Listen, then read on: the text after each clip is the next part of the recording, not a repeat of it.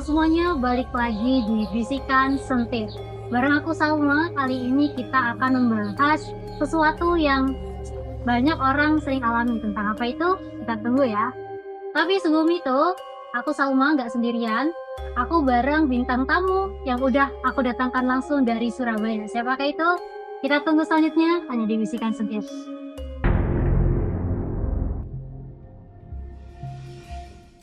Oke, kali ini aku udah bersama Bang Zaki yang jauh-jauh dari Surabaya. Gimana Bang Zaki kabarnya? Alhamdulillah baik Mbak Salma. Oke. Gimana kabarnya Mbak Salma? Alhamdulillah baik juga Mas. Oke, kali ini kita bakal ngebahas tentang ketindihan nih Mas. Oke, membahas tentang Betul. ketindihan. Kira-kira Mas Zaki, Bang Zaki ini pernah nggak sih ngalamin ketindihan? Saya itu sejujurnya saya belum pernah Mbak. Oh belum pernah. Belum pernah kalau mengalami ketindihan.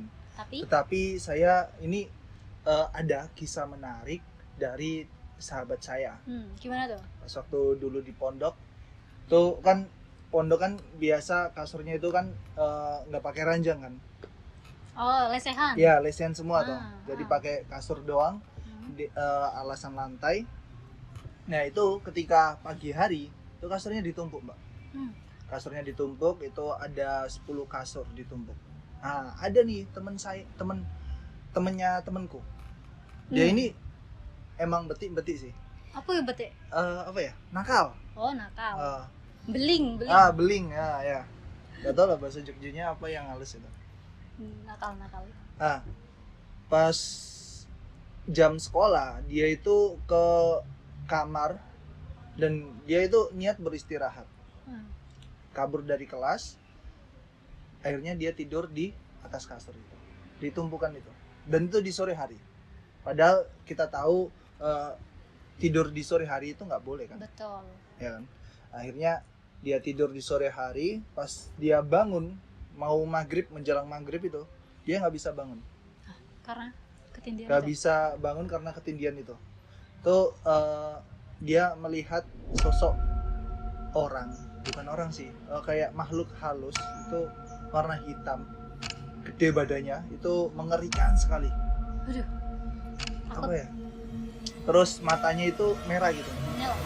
Pokoknya matanya merah, badannya hitam, terus badannya besar. Tuh posisinya dia tuh lagi dicekik, akhirnya dia nggak bisa bangun. Terus selang beberapa menit sampai dia hampir nggak bisa nafas, dia terjatuh. Loh, kalian di alas? Nggak ada alasnya gitu? Kan kasurnya tumpuk 10. Oh, tumpuk. Iya, tumpuk tas 10, akhirnya jadi satu lantai, hampir satu lantai tuh. Iya tuh. Kalau berapa meter sih? Ya, sekira-kira 10 inilah. Iya, 10 kasur gitu. Bisa bayangin ya teman-teman ya. Dia terjatuh dan akhirnya terbangun. Dan alhamdulillahnya udah lega, dan dia langsung bertobat. Pas malam itu Langsung Yang- tobat gara-gara dicekik. terus dia nggak berani lagi untuk tidur malam, tidur Sore. sore ya, tidur sore hari.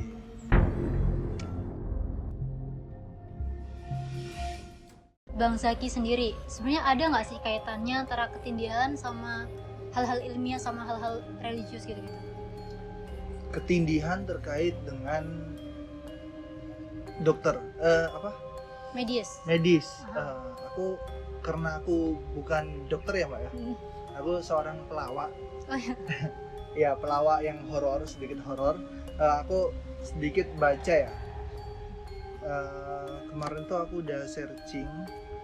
Kalau dari sisi ilmiah, ketindihan itu dikenal sebagai sleep paralysis atau kelumpuhan tidur.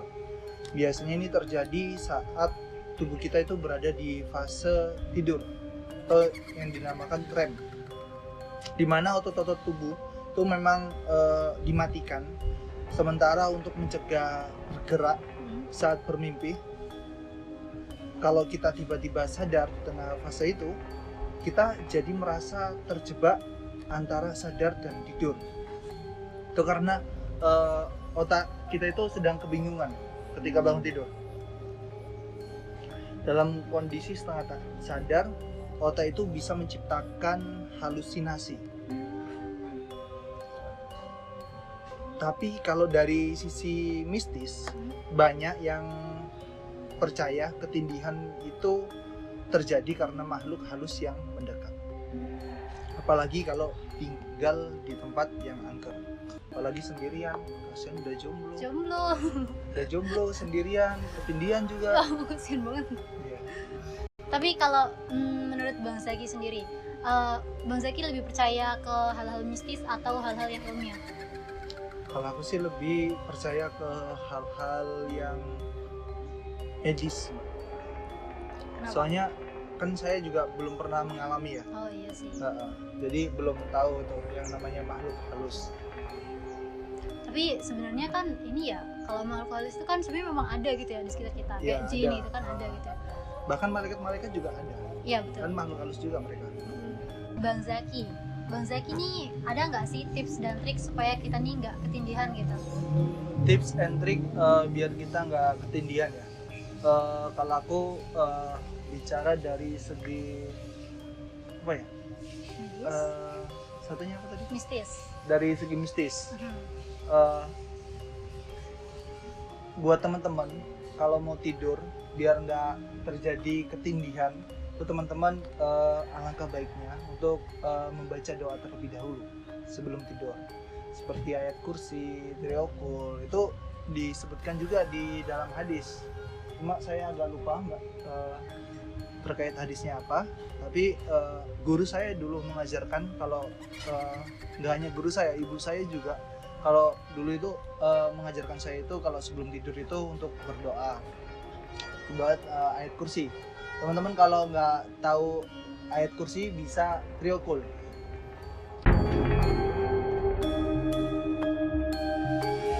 Oke lanjut, tadi Trikul, terus ayat kursi. Nah, apa lagi? dan usahakan sebelum tidur itu teman-teman itu berwudu. Karena kita nggak tahu sebelum apakah bisa ketika tidur itu apakah kita bisa bangun lagi ataukah ya semoga aja bisa bangun ya. Nauzubillah kalau kita nggak bisa bangun. Meninggal. Iya kan kebanyakan gitu mbak. Hmm.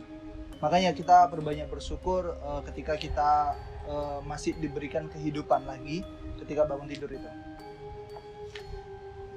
Berwudu, menjaga wudu sebelum tidur.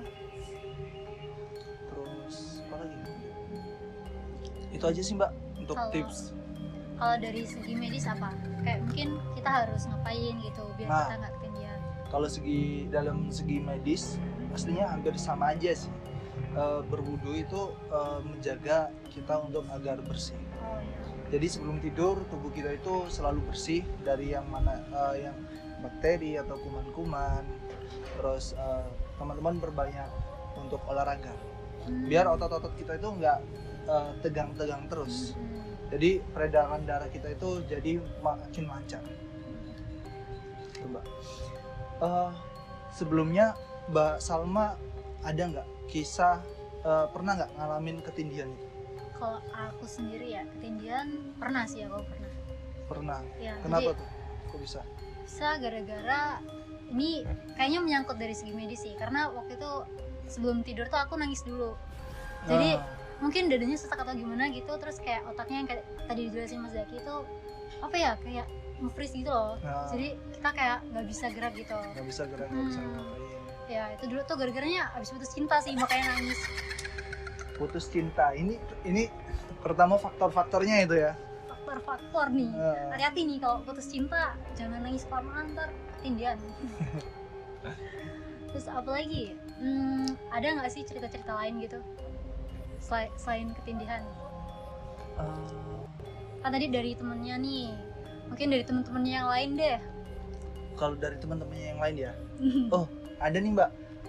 Dia ini agak unik, bukan unik sih, ya dia itu kemarin cerita sama saya pas saya sebelum ke Jogja ini ya. Dia cerita kalau pas waktu ketindihan itu kedatangan makhluk halus, dia itu hampir dicekek. Akhirnya dia itu bilang gini, takbir. Bilang takbir, teman-teman. Takbir apa Allahu Akbar? Iya, bilangnya Allah Akbar. Cuma kemarin dia jelasin ke aku itu bilangnya takbir.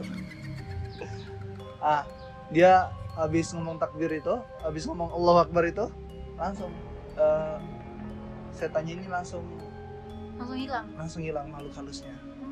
Berarti benar-benar ya kekuatan dari Doa. Allah ini sangat-sangat membantu kita. Oh iya, aku ada sedikit nih Mbak, tambahan kisah yang agak lucu. Ini lucu ini lucu banget. Kalian harus ketawa. Si. Awak. Ini dulu kejadian pas waktu di pondokku. Di pondok Ke- lagi. Ya, di pondok lagi. Ini kebetulan aku pondoknya dulu di mana? Di Sidoarjo.